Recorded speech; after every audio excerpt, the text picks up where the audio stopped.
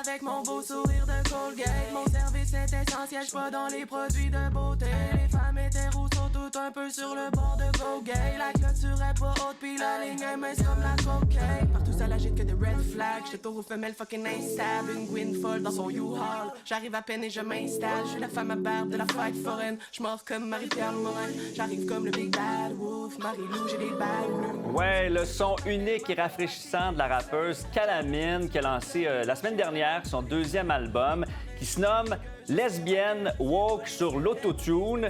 Elle est avec nous. Salut Calamine. Salut, comment tu vas? Oui, ça va très bien. Merci beaucoup d'être dans le fil week-end. Bon, le titre de ton album est assez frappant, là. Explique-nous-le un petit peu. Ben, long story short, en fait, c'est une invective que j'ai reçue par la bande sur les réseaux sociaux. Puis j'ai trouvé ça franchement comique comme formule. J'ai pas pu m'empêcher de riposter par mon crayon. Puis ça a donné ce petit hymne, ce petit manifeste lesbien qui est l'album et qui est ce titre qu'on vient tout juste d'écouter, Lesbienne Woke sur le l'autotune. Tu viens de la ville de Québec, de Sainte-Foy là, plus particulièrement. Mais maintenant, tu es montréalaise. Est-ce que ça a changé un peu ta quête artistique, ta manière de travailler?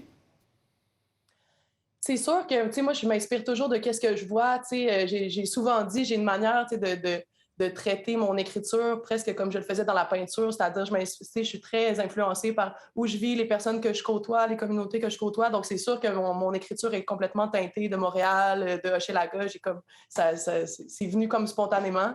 C'est pas non plus une manière de renier mes racines. J'ai encore tout plein d'amis à Québec, mais j'adore le centre-ville. J'ai vécu là longtemps, puis c'est vraiment un charme d'être allé au festival d'été, en fait. Qu'est-ce que tu as découvert sur Montréal, justement? C'est quoi qui t'a surpris en arrivant ici? Franchement, beaucoup de vivre et laisser vivre. Tu sais, beaucoup de diversité, il y a tellement de tout. Je dois dire, tu sais, ça a été franchement confortable. Tu sais, une plus grande communauté queer, tu sais, une scène culturelle extrêmement vibrante. Donc, je pense que franchement, ça a permis de prendre mon envol dans ma carrière, tout simplement. Ton rap est hyper différent de ce qu'on a l'habitude d'entendre. On va se permettre d'écouter un autre extrait, Bad Bitch 2. Dans mes boxeurs de gars, je fais pas dans la dentelle. Femme sur le mic que depuis longtemps on attendait. Ça manque de tonus, ils appellent ça une affaire de molle. Un tas de mollusques, moi j'arrive comme une perle rare. Hyperactive, féministe, jamais la ménopause. Je pète le feu puis y'a des chaleurs comme en ménopause. J'arrive au top puis c'est pas... Calamine, là, ton inspiration, là, t'appuies où? C'est qui les artistes que t'écoutes qui t'inspirent?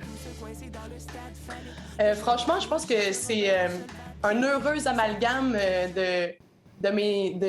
d'influence du rap américain. Je m'inspire beaucoup du jazz rap, le rap plus low-fi, mais en même temps, je dirais que c'est teinté beaucoup des plumes d'ici. Franchement, comment ne pas être influencé par l'écriture des colocs de Lisa Leblanc, Ariane Moffat, Daniel Bélanger. Il y a beaucoup de ça dans ma plume. Mais côté son, je pense qu'on arrive avec un amalgame un peu niché, là, c'est-à-dire que j'ai puisé mes influences dans beaucoup de registres différents. Et puis, tes vidéoclips sont assez spectaculaires, hyper colorés. C'est à cet univers-là dans lequel tu voulais nous amener. T'es fière là, du résultat quand on voit ça? Franchement, oui. Ma crainte, c'est que c'est... Comment dire, j'arrive avec des messages forts, mais je veux pas que ça soit lourd. Je trouve ça important qu'on arrive avec un petit grain de sel à rire de certaines situations, à retourner des situations pour mieux les regarder de d'autres angles de vue sans tout le temps, je sais pas, on veut pas taper sur la tête non plus de tout le monde en disant « vous avez pas compris ». J'ai envie d'avoir un message qui est lumineux puis qui est inclusif. Oui, des messages forts. Tu dis, c'est quoi les trucs sur lesquels tu crois encore que c'est important là, de frapper actuellement dans notre société qui se croit ouverte à certains niveaux, mais il y a encore beaucoup de trucs à faire, à changer? Il faut s'attaquer à beaucoup de choses.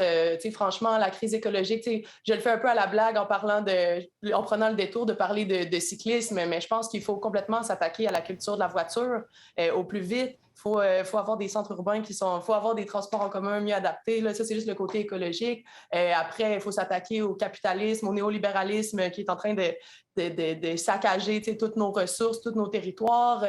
Il y a plein de sujets que j'aimerais aller plus en profondeur, mais il faut se réconcilier avec les Premières Nations. Faut leur laisser du territoire. Il faut trouver une manière de concilier tout ça.